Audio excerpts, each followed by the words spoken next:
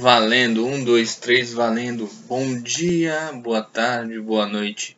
Bom, geralmente eu vou cumprimentar vocês assim porque eu não sei que horas você vai ter acesso a esse vídeo, a esse vídeo, né? Por isso esse cumprimento, tá? Eu desejo para você um bom dia, uma boa tarde, uma boa noite. Estou com um pouco de coriza aqui, me perdoem, mas vamos lá. A intenção desse vídeo, pausar aqui rapidinho, já vou. Eu falei da intenção do vídeo, mas vamos lá. Vamos me apresentar primeiro. Me chamo Docler. Por que isso? Porque eu fiz um primeiro vídeo de apresentação, talvez você não tenha visto. Então, eu sou professor de história de vocês agora. Vou estar trabalhando paralelamente junto com o professor Fábio, só que eu vou estar com a sala, tá? Eu e o Fábio, nós temos trocado figurinhas, seja, nós conversamos quando necessário em alguma coisa. Eu peço muito auxílio para ele. Por que isso? Porque ele já estava com vocês desde fevereiro, né? E aí eu cheguei e estou conhecendo vocês à distância e nós vamos caminhar assim. A intenção desse vídeo não é ser um vídeo longo. Eu tenho alguns recados para dar para vocês, alguns recadinhos, e vou falar rapidinho da atividade dessa quinzena, que é a atividade 17 e 18, falando dos Incas. Perdão, vamos lá. Falando primeiro dos recados. Primeiro recadinho da Gincana Verde. Quero que você participe. Você que faz as atividades online. Esse ano, devido à pandemia, a Gincana Verde tem acontecido de maneira online. Então, preencha os formulários. E uma outra coisa, não esquece de levar lá os litros de óleo. Os óleos recicláveis. O óleo reciclável que você tem em casa lá, não joga fora. Fala para a mamãe, para a avó desperdiçar o óleo. Não. Põe no armazenamento, põe numa garrafa ou em garrafas e leva até a escola, tá ok? Primeiro recado é esse da Gincana Verde. Segundo recado, não tão menos importante que esse, é o seguinte, meu amigo, minha amiga da escola Elsa. Muitos colegas de vocês, de repente até o caso também, têm me dado bom dia, tem sido solícito, ou seja, prestativo, né? Muito educado no grupo, conversa uma coisinha aqui e acolá, porém, todavia, entretanto, as atividades não têm feito. Então não adianta muita coisa, você tem que me dar bom dia no grupo? Tem, tá? Porque ali conta a tua presença na semana. Você tem que falar comigo no grupo? Tem que falar, sim, tá certinho. Porém, você precisa também fazer atividade. Por quê? Senão você vai ficar com presença 100%, mas nota nada. Por que nada? Aí tua mãe, teu pai, teu responsável vai perguntar: mas meu filho não sai do grupo, tá lá todo dia. Eu olhei, ele fala bom dia, professor fala boa tarde, deseja isso, deseja aquilo outro. Mas como é que ele ficou com 0? Porque não está fazendo as atividades. E se tiver alguma dificuldade, me chama no grupo ou no privado. Se quiser falar comigo no privado, pode me chamar no individual, não tem problema. Nós vamos conversar e eu estou aqui para te ajudar a gente aprender história e outras coisas mais ligadas ao universo do ensino. O que eu puder ajudar você, eu quero te ajudar. Mas você precisa me procurar e começa a fazer as atividades se você se enquadra, ou seja, se você é um daqueles que não tem feito as atividades. No caderno tem mandado foto para mim e nem respondido os formulários, tá ok? Muito provavelmente vai encerrar, lógico, vai encerrar aqui essa semana, vai encerrar o mês, com atividades 17 e 18. E aí eu vou fazer um levantamento para ver os alunos que fizeram as atividades e vou postar no grupo as atividades que cada aluno está devendo. Se eu não colocar o teu nome é porque está ok. Eu estou pensando em colocar até quem fez tudo. Mas eu vou colocar quais atividades você não entregou no grupo, tá bom? Eu vou esperar fechar essa semana, agora sexta-feira que encerra o prazo da atividade 18. Vou fazer o levantamento de quem faz atividade impressa. E aí eu vou mostrar para vocês. Infelizmente vou ter que pôr no grupo quais atividades falta você entregar. se é 15, 14, 15, se é 13, 14, se é 15 a 16 ou 17 a 18, se todas elas, tá bom? Agora vamos para o assunto do vídeo da quinzena rapidinho também, porque senão o vídeo fica muito longo, mas eu preciso dar esses recados.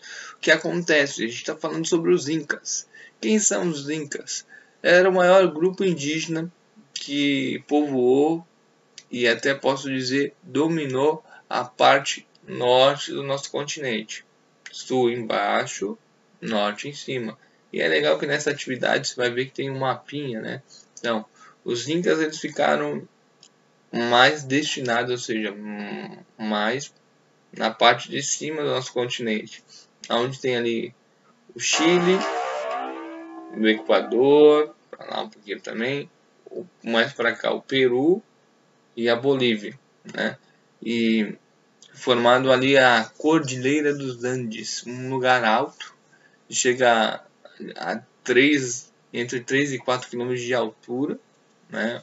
Então, um lugar onde o ar é rarefeito. O que é rarefeito, professor? Onde a pessoa tem dificuldade de respirar porque o ar, o oxigênio, ele passa a ser muito difícil você captar ali. Apesar de ser muito alto, deveria ser o contrário, não.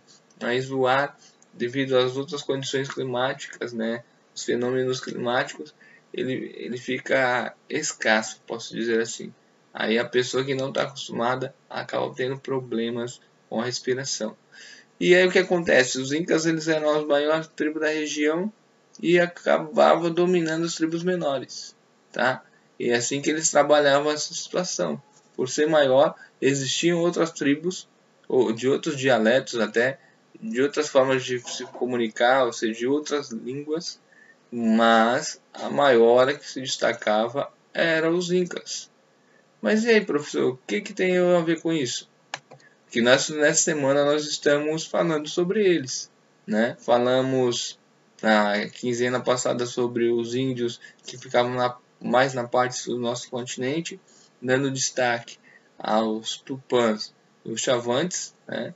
E agora falando rapidamente, a gente vai introduzir muito, mas falando dos indígenas, que eram os povos que povoavam a América, principalmente a parte latina e central, mas nós estamos falando aqui da América Latina, e isso aconteceu até em relação à parte nossa aqui e da Argentina, do Paraguai e Uruguai, com a chegada dos portugueses para cá e os espanhóis pegando essa região do Paraguai, do Uruguai e da Argentina, e também ficou para os espanhóis ocuparem a parte norte do continente sul-americano, porque nós sabemos que os portugueses chegaram aqui em 1500, 22 de abril de 1500 no Brasil, lá em Salvador. Porém, eles já tinham dividido nossa terra, tá? Eles já tinham dividido Portugal e Espanha, já tinham dividido qual parte cada um ocupar através do Tratado de Tordesilhas em 1492. E aí você olhando para o texto, você vai ver o seguinte, lá embaixo, né?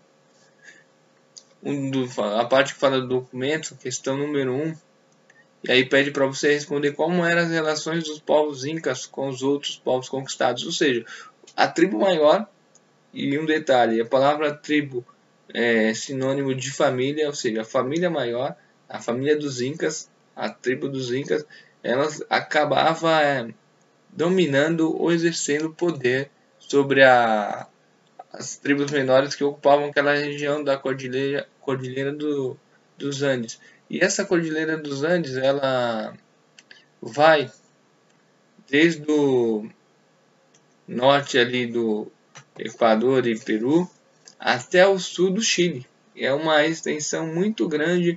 A gente até ele destacou aí no texto, eu estou falando assim que eu não quero fugir muito do texto, ele destacou a cidade de Cusco, que fica no Peru, e a cidade de Cusco ela tem uma extensão de 100 km.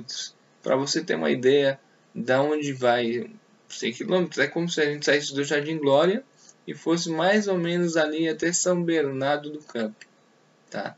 É mais ou menos essa distância, um pouquinho mais, a distância entre o Jardim Glória até São Bernardo do Campo. Era a extensão da cidade de Cusco, uma cidade muito importante para o Império, posso colocar assim, o reinado da Espanha na época, que chegou em 1530 ali, dominando e com o tempo foi barbarizando, né? Que os índios, a partir do momento que viram que não era um bom negócio ter relações comerciais, relações de trabalho com os portugueses, com os europeus, começaram aqui, como no Brasil, a fazer distinção e a começar a ir para o embate e fugir do trabalho escravo. E assim como aconteceu aqui, também aconteceu no lado norte do nosso continente, eles foram sendo exterminados e é o que fizeram, tanto os espanhóis como os portugueses, trouxeram pessoas escravizadas da África, infelizmente. Então o que acontecia?